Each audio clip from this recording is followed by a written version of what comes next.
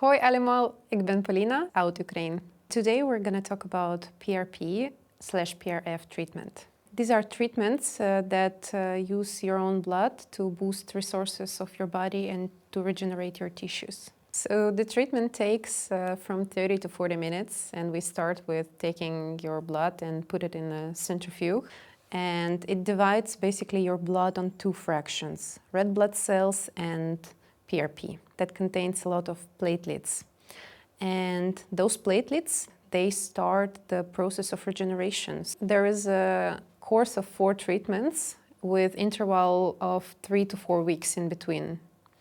And then you can repeat it in like 1 year or later. The benefits that you get out of these treatments are enhancing of hair growth, improving of quality of the skin, evening out the skin tone. So PRP can be really helpful in the sensitive and gentle areas of your face, such as area around your eyes. And because this is 100% natural and we don't add anything from the outside, it's a really nice treatment for beginners.